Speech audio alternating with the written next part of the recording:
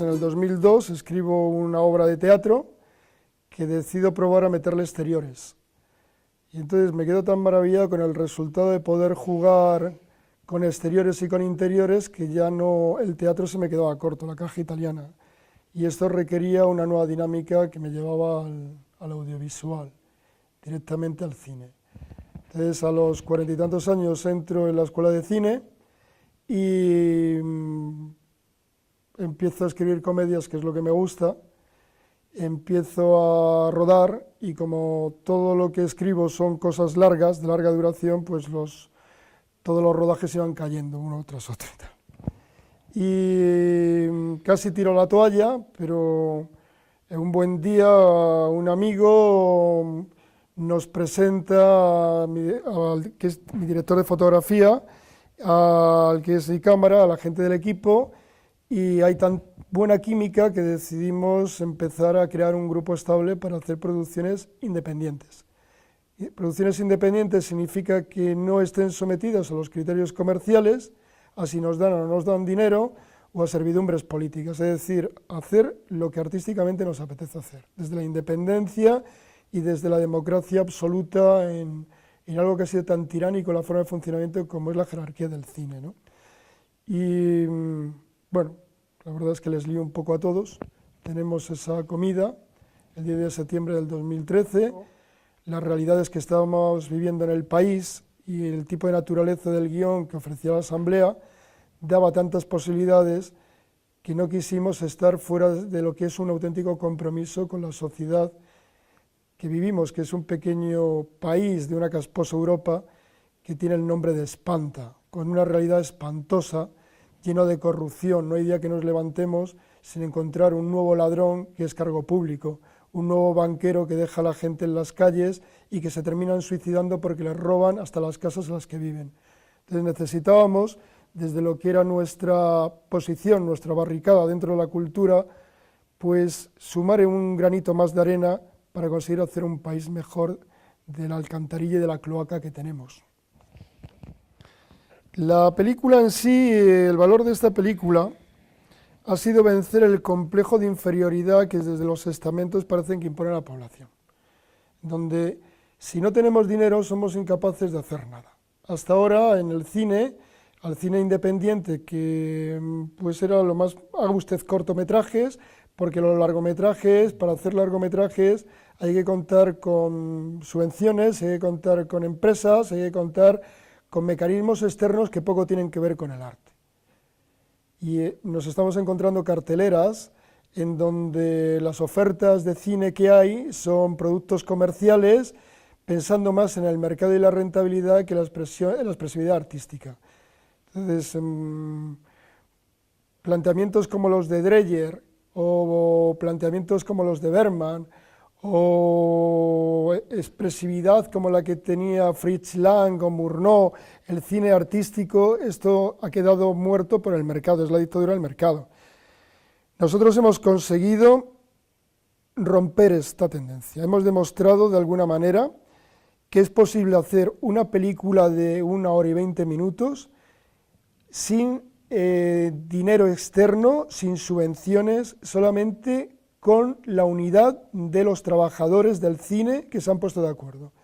Aquí se han reunido, ha sido un trébol de 3 pétalos. Por una parte, el colectivo de técnicos de cine, a los que en la película quedan todos reflejados, salimos y que los llamamos los Phil Brothers, los hermanos del cine.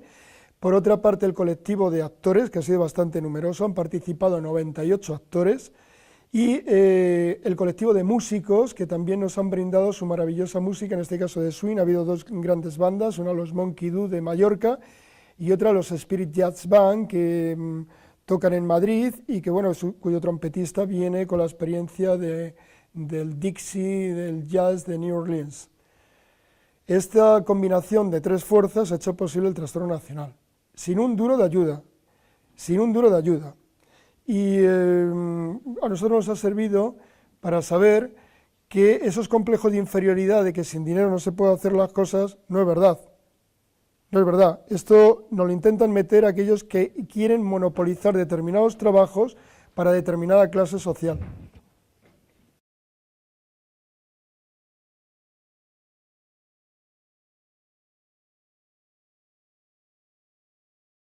Se estrenó con 70 actores. Recuerdo que estaba reparto de mucha gente a la que estoy muy agradecido, como Olga Quesada, Juan Polanco, Emma Suárez. Participó el miembro de la Academia de la Lengua y extraordinario dramaturgo y actor que es Paco Nieva. Y bueno, lo que pasa es que yo en aquella época andaba muy influenciado por el dadaísmo de Tristan Tzara, por los manifiestos surrealistas de André Breton, igual que lo sigo estando y lo he estado toda mi vida. El cine, el Chants d'un poète, que es una maravillosa película de 1927, totalmente surrealista, por los textos de Man Ray, en fin. Toda esta gente hacía literatura automática, era la literatura del surrealismo. Y era la creatividad, era dar libertad absoluta de creación y de expresividad. Pero claro, esto cuando es el mercado el que genera las disciplinas de menos gente, que si no no es económico, con menos gente hay que reducir plantillas, o hay que hacer... Pues ¿dónde queda el artista? Uno cuando se pone a escribir no piensa esas cosas, piensa en la necesidad del guión y lo que va surgiendo, y los actores que hay en un reparto es porque un texto cuando se escribe los personajes van cobrando vida y van exigiendo un mismo desarrollo de la trama, ¿no? No hay un porqué en sí, es la propia creación que surge.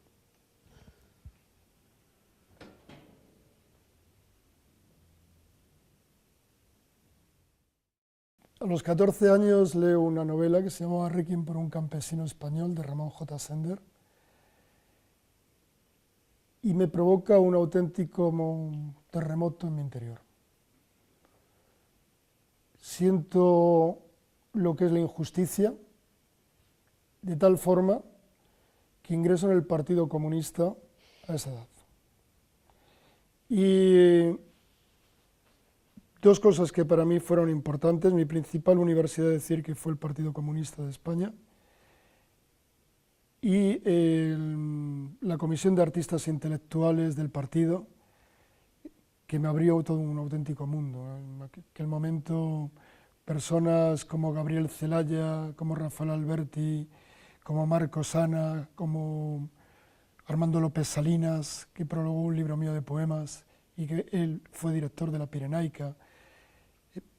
Para mí fue una auténtica revolución. Pintores, camaradas míos como Juan Genovés, Ángel Aragonés, Francisco Echauz, personas que realmente tenían un compromiso con la justicia, con las libertades, y era tal aventura que para alguien que escribía desde muy pequeño, como era mi caso, pues me estaba llevando pues, a escribir, a publicar, a una serie de oportunidades que en estos momentos es complicado encontrar tantas figuras importantes como había en aquellos años aquí. Para un joven de esa edad, en aquel momento, pues era algo que era tan atractivo que le hizo continuar en Madrid.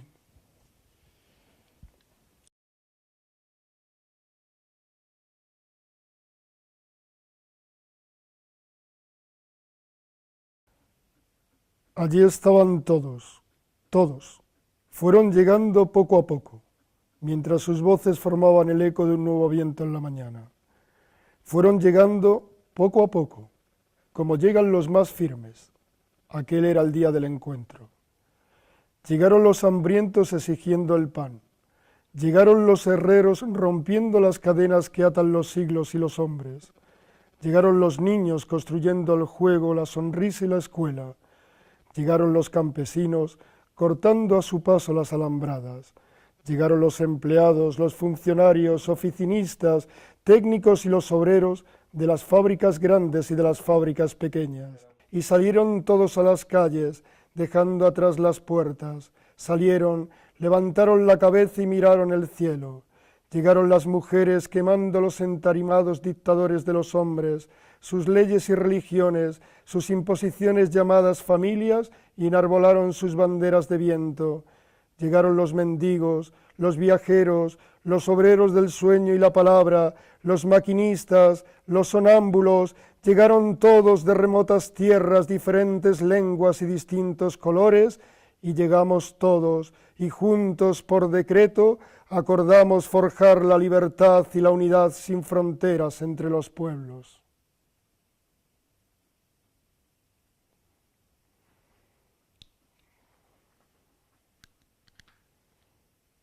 Pues me di cuenta que el europeísmo era algo que había nacido en el siglo XVIII. Uno de los primeros europeístas fue François-Marie Aurèt, que, como sabes muy bien, la historia y los lectores no conocen por ese nombre, sino por el nombre de Voltaire. Y él escribió que Europa era un país de naciones. Entonces, yo aquello pues me gustaba mucho derribar fronteras, unir pueblos, crear una humanidad sin divisiones de ningún tipo. Pero me di cuenta que había grandes enemigos de ese proyecto de universalizar la humanidad. Enemigos políticos importantes, entre ellos la Real Academia de la Lengua de España, que decía de una forma que yo entiendo faltando la verdad, que faltaba la verdad, que los nombres propios no tenían traducción. Entonces dije, esto no es cierto. Esto no es cierto. Smith es herrero, por ejemplo. Ramón viene de Raymond, de Reinhardt, y etimológicamente de la Baja Edad Media como miembro del Consejo, ¿no? Pero es que el apellido también se traducía. Entonces decidí que precisamente para no hacer ese juego a los caciques que habían creado los territorios y las fronteras y poder ayudar a las ideas de universalizar todo, pues había que buscar el origen, y el origen es que los nombres propios tienen traducción. Yo no me cambié el nombre, sencillamente los volví a sus raíces. Ramón Llorente y Raymond Lorenz es exactamente el mismo nombre. O sea, había un porqué político y un porqué muy rebelde en ello, ¿no? Esas ideas que en algún momento decía de defensa de los valores de la igualdad, la libertad y la fraternidad, las ideas del universalismo. Esa era la historia.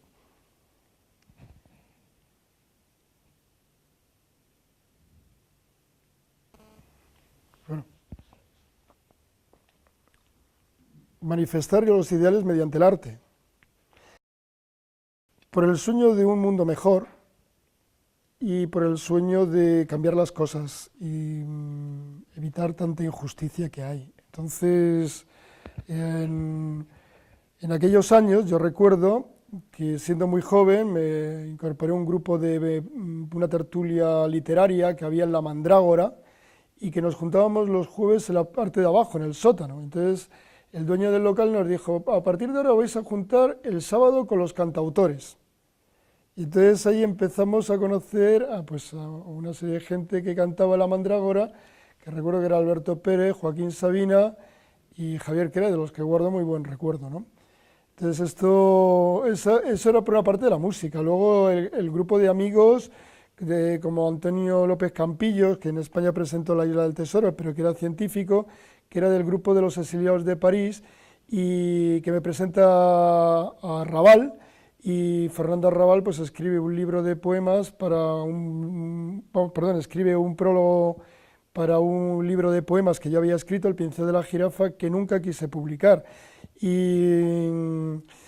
con él, pues vinieron a conocer otra serie de gente del mundo de París que frecuentaba España, como era Paco Ibáñez, como era George Moustaki, como eran todos estos, ¿no? Es decir, que era una catarata, yo dejaba que la vida me llevara, no intentaba buscar ningún trampolín de nada, ni ir hacia nada, era el sueño de formar parte de cambiar las cosas, imagino, y la necesidad de expresarse, no había otra historia más, el arte por la sociedad y por una humanidad mejor, nada más. En aquella época nos juntábamos los del Grupo 38, en el Café de Lyon también, que recuerdo a gentes como Rafael Lorente, que era el cónsul rojo, y escritor, novelista, Cristina Maristani, Antonio Álvarez Solís, que fue fundador de la revista Interview, en fin, muchos amigos que decían que no, que esto de la transición, que era un cuento chino, que aquí nos habíamos tragado a la monarquía que puso Franco, a los asesinos del franquismo, que no había habido justicia y que había habido impunidad para los torturadores asesinos y que no queríamos comulgar con aquello. Y hasta, es decir, en un momento determinado, a Felipe González le montamos una huelga general, precisamente desde la cultura, por no haber cumplido todo aquello que propuso y que prometió al pueblo. Entre otras cosas, OTAN de entrada no. Y luego nos metió de cabeza.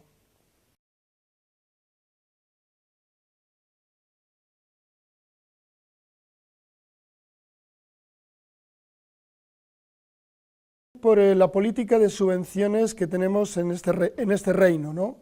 Que está basada no en que los ciudadanos del país, que son profesionales de la cultura o que son personas interesadas en hacer proyectos culturales, tienen derecho a una subvención, no.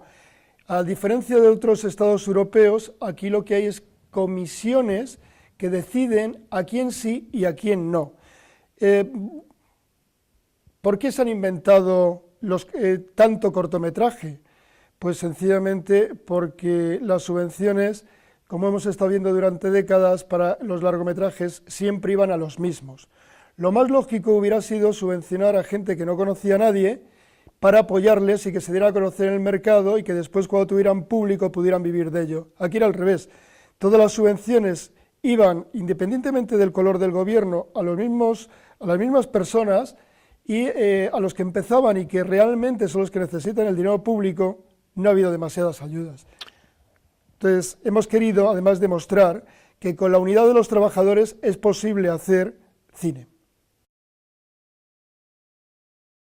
A nosotros nos interesa la comedia y creemos que esto le puede interesar a todo aquel que le apetezca reírse. En definitiva, jugamos con el humor de lo absurdo. Es humor que se inicia con Alfred Jarry en el siglo XIX, que continúa con Harold Joyce, que continúa con los hermanos Marx, que continúan con Woody Allen, con todos aquellos que han abanderado el humor del absurdo y que están dentro del terreno de los cómicos. Nosotros somos unos grandes amantes de la comedia y esto va para las personas que realmente les apetece reírse. Pues a nosotros nos llamaron para ofrecernos el Ateneo de Madrid, para estrenarlo allí. La verdad es que pensábamos que podía estar bien por la significación que tiene el Ateneo. Ahí nacieron dos repúblicas en este país y es la institución cultural más antigua que existe. Claro, a nosotros nos hacía mucha ilusión. El teatro nos daba un poco miedo porque era nuestra primera producción y son muchas butacas. Entonces decíamos, bueno, esta gente a qué acto vienen aquí, porque hay muchos actos en el Ateneo, pero resulta que todos venían a ver la película. Los primeros sorprendidos hemos sido nosotros.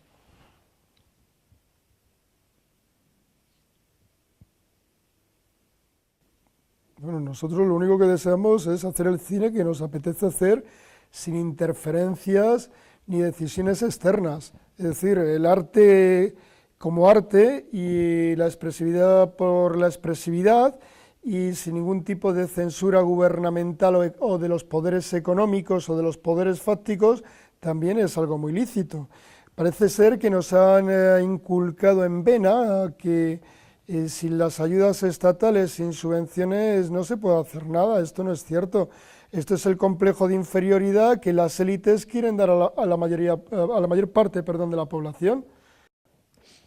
Vamos a volcar toda la energía en que tenga un espacio en las redes. Vamos a hacer una licencia libre para que cualquier persona pueda verla sin peligros de caer en un delito por la propiedad intelectual, es decir, hemos hecho algo para el disfrute del pueblo, que somos todos, y lo vamos a colocar en internet y con licencia libre y en dos versiones, la versión original y la versión con subtítulos en inglés. Estoy trabajando en una novela que creo que va a salir para el mes de agosto o septiembre y comenzar con el rodaje de una nueva comedia para el mes de noviembre. Sí, desde luego, las personas no son como un paquete de clines que se usan y se tiran. Nosotros somos un grupo estable, así lo decidimos, y cuanto más hacemos cosas juntos, más nos conocemos y más fácil es trabajar. Con el tema de los actores, pues yo estaría encantado pues, con las personas que que den con el papel del próximo guión, poder repetir con todas las que sea posible también, claro. El caos, o sea, me gustaría un poco más de trabajo en equipo más sincronizado. Nosotros, nos ocurre que, igual que al conjunto de la sociedad, que estamos aprendiendo constantemente. Entonces, tenemos un yo inferior y un yo superior. El yo inferior lleva al ego, lleva a los individualismos, y el yo superior lo que lleva es a la identidad del uno, a trabajar en equipo y una mayor fraternidad, mayor comunicación entre todos nosotros y por lo tanto un mejor resultado de trabajo de conjunto.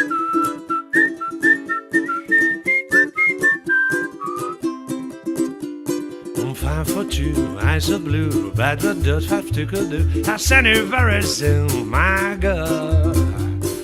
Stand up now, stand up hose, old dress up in fancy clothes. I send it very soon, my God. Now if you're running to 5 for 2, cover it for diamond rings and all the things that your life are racing her. Coochie love, coochie who, coochie, coochie, coochie coo. I send it very soon.